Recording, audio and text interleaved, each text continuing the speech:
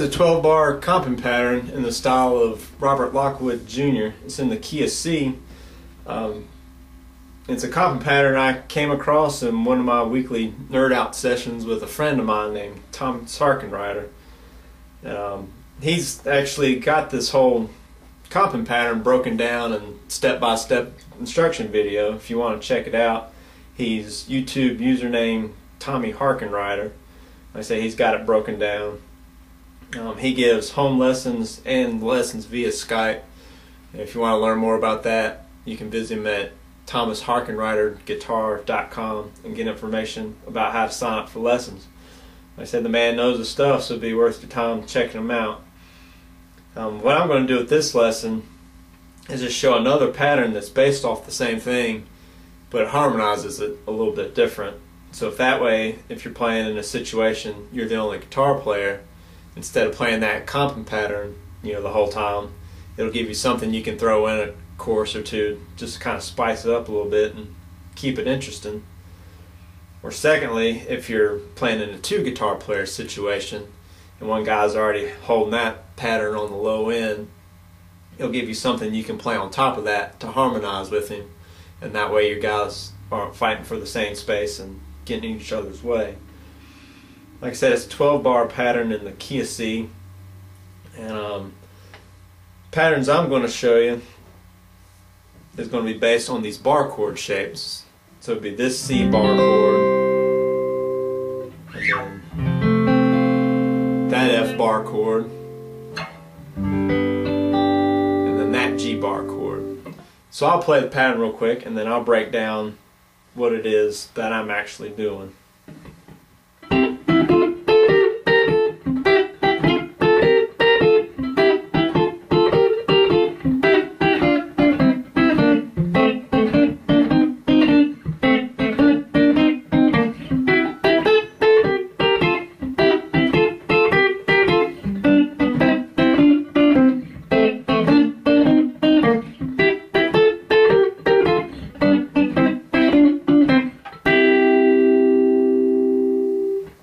Like I said, it's the same notes and everything, it's just harmonized a little bit different. The notes are stacked a little bit different, so it's a different inversion.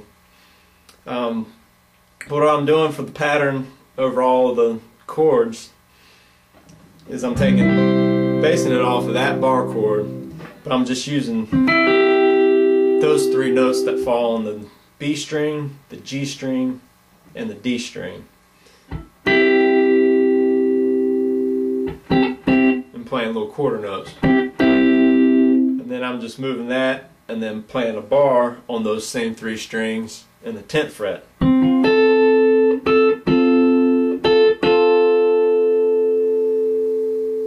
and then playing that shape, which has got your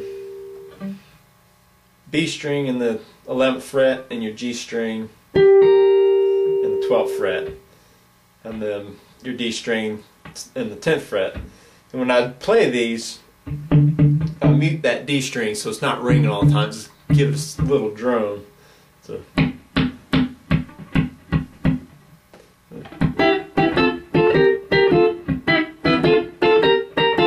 the ones you're hearing ring are just the B string and your G string. So if I was to take the D string note out, you just got B string in the 8th fret, G string in the 9th fret, and then B and G string in the 10th fret, and then B string 11th fret, G string 12th fret.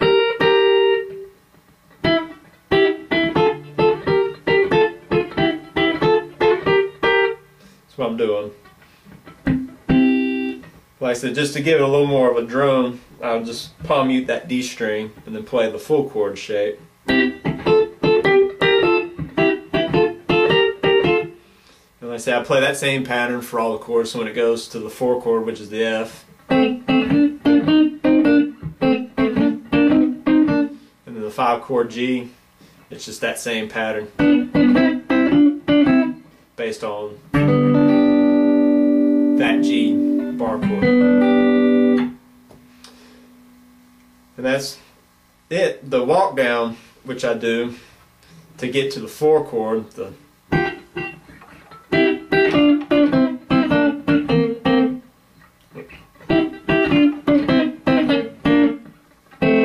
to the 4 is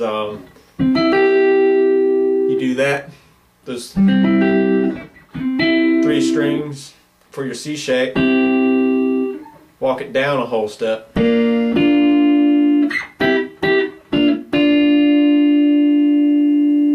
And then bar them all on the same fret on the 5th string, in the 5th fret.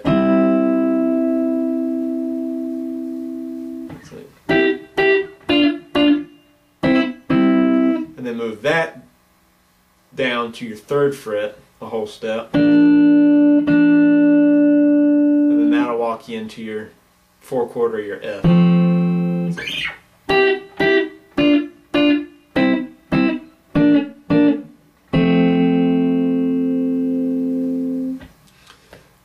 Like I said, this works good in all styles of blues. You know, both the compa patterns. The Robert Lockwood pattern, you know, it was at the beginning of the video. And then they fit in all styles of music and you can use them. A good example of that is All Blues, the jazz tune. It uses the same concept, you know.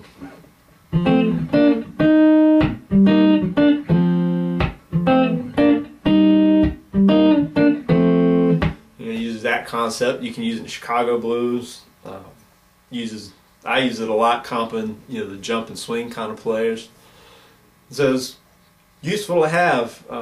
I know in the area I'm at, you know, a lot of people don't pay Robert Lockwood Jr. any attention and don't know much about him. And if you're somebody that doesn't know a lot about him, I'd highly suggest, you know, researching and really digging into what he did, because he did, you know, all kinds of stuff. He did the country blues playing, the Chicago blues playing. You know, he's known for playing with the harp players like Little Walter. He's done some jazz and, you know, swing type jump playing. So he's done a little bit of everything. But when you really dig into him, you find a lot of gems in there that if you learn what he's doing, you've really got the basic building blocks to play really just about any style of blues and early roots music that you want to play. So if you haven't listened to him or dug into him, I highly suggest it.